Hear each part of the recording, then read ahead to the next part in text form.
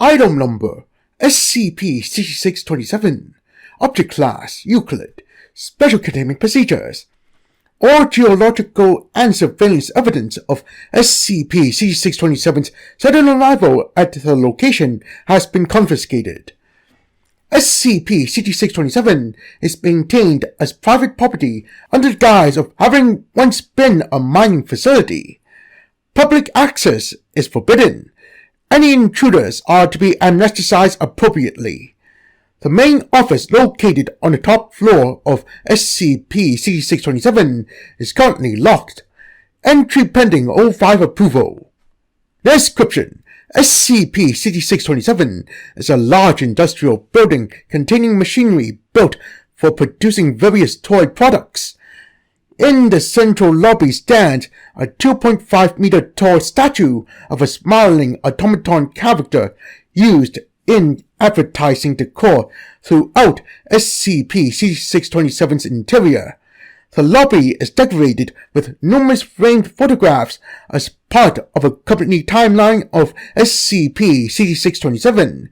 Pictures displayed show SCP-6627's increasing success over 100 years, with its later depictions being significantly larger, including additional extensions and similarly built manufacturing complexes having been constructed throughout various countries. Investigation has led to 3 possible theories regarding SCP-6627's origin. 1. SCP-6627 manifested in its current location, redacted through the use of reverse transdimensional travel, teetering itself to a location identical to where it had been previously in its original reality.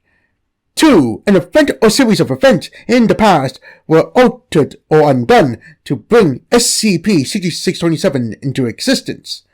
3. SCP-6627 had existed at some point in the past, only to be removed through unknown means. Whatever method was used has been revised through some unknown process.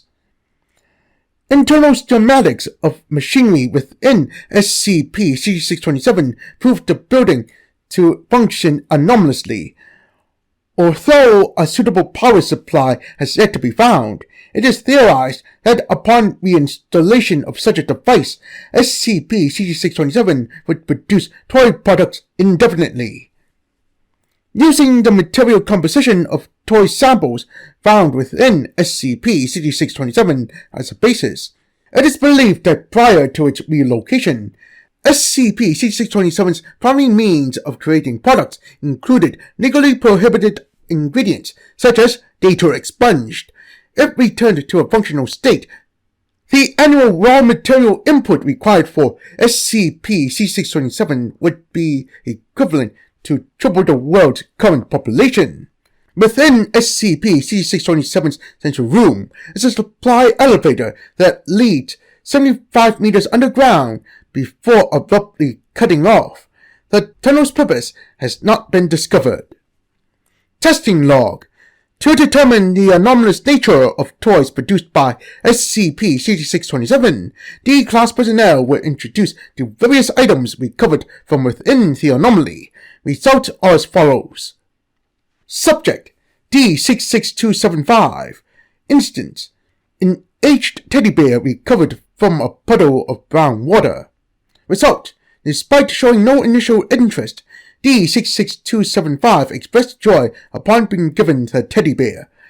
Subject refused to return it for several hours, until personnel attempted to forcibly remove it from them. When attempting to do so, a thick layer of rust was found to have coated the subject's chest, where they had been embracing the toy. D66275 was kept under surveillance for 1 month, over the period of which the rust gradually enveloped their entire body. All the while, the subject did not attempt to let go of it, despite physical flaking of the skin due to the rust spreading further. D66275 was eventually converted entirely into a rusted metallic mass, the only remaining feature being the face expressing a wide grin. Subject: D66278. Instance: a porcelain doll and a tattered dress. Instant secretes brown water from its mouth despite no internal mechanism allowing it to. Result: subject interacted with the door for several minutes, expressing great disinterest. Upon sampling the brown water dripping from the door's mouth, D66278's mood heightened, and they began playing with the door. Subject requested nourishment for themselves and the door to eat, which was denied. In response, the subject began tearing off pieces of their own uniform, chewing on them and inserting smaller pieces into the doll's mouth. This continued until an identical brown liquid started to secrete from the subject's own mouth, whereupon they began chewing off and swallowing their own fingernails, causing a metallic rust-like substance to coat the areas on their body it had dampened. D66278 continued biting off portions of their body, causing additional rust to spread across themselves and break off after becoming extremely brittle. The subject continued this behavior while periodically feeding pieces of themselves to the doll, despite the amount exceeding that which its physical proportions should have allowed. The subject did not cease feeding the doll until all mass below the neck had been either consumed or had broken off. The subject's head, however, continued rotating on the test chamber floor for several minutes before eventually resting over completely, in an attempt to bite off and ingest its own lower lip and jaw.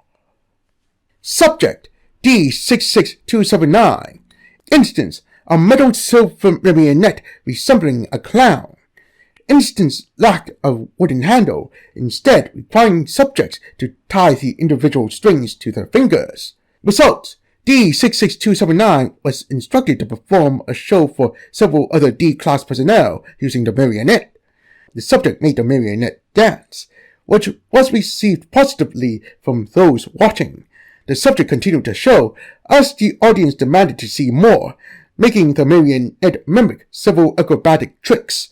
Of note, D66279 had no prior experience in puppeteering.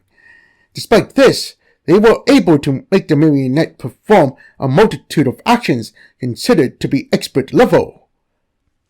The audience continued applauding and began laughing uproariously. Dr. Lane, who was supervising, instructed D66279 to continue beyond the designated testing time period. The subject continued performing, beginning to laugh continuously until the marionette appeared to move several seconds before they pulled on the strings. The marionette began moving on its own, with D66279 mimicking it simultaneously. The marionette grasped either side of its head with its hands, as did D66279. The marionette then twisted its head 180 degrees, causing D66279 to snap their own neck and fall deceased to the floor. The marionette reeled the corpse in towards itself using its own strings. The body visibly shrank, becoming metallic in composition, until it was small enough for the marionette to puppeteer. Testing was immediately shut down when Dr. Lane was noticed to start mimicking the moves of the puppet, which the marionette was now controlling. Dr. Lane was found deceased several hours following the test. Autopsy revealed rust coating Dr. Lane's frontal lobe. Addendum 1. Geological inconsistencies between SCP-6627 and its location have been discovered. It is now believed that SCP-6627 may have only arrived in an area nearby its initial location prior to manifestation. Taking into account the amount of power required to run SCP-6627, the nature of its technology, and prominent areas within range, this suggests the use of an advanced geothermal generator. Updated documentation. O5 clearance required. Access granted. Welcome 054-0511. Update. Following authorization, the main office of SCP-6627 was accessed. Within was found a humanoid skeleton dressed in a two-piece suit composed of two halves split down the middle, the left side being solid black and the right side deep purple. The left side of the skull was coated in a thick layer of metallic rust. The corpse was found lying on the floor behind the officer's table. Within one of its drawers was the following document. Wow! It's time to start once more. Let's do it again, shall we, old friend? Yes, let us, and so will wondrous industrialism spread across all iterations. After popular demand, we brought back a brand new set of Little Misters, a limited edition collection from Dr. Wondertainment. Isn't that fun? Find them all and become the brand new Mr. Collector. 0, Mr. Prologue. 1, Mr. Dark. 2, Mr. Remembrance. 3, Mr. Toxic. 4, Mr. Collector. 5, Mixed Footage. 6, Beat Gears. 7, Mr. Memory. 8, Mr. Nobody. 9, Mr. Brainy. 10, Miss Seraph. 11, Mr. Chrono and Mr. Dimension. 12, Mr. Fish. 13, Mr. Epilogue.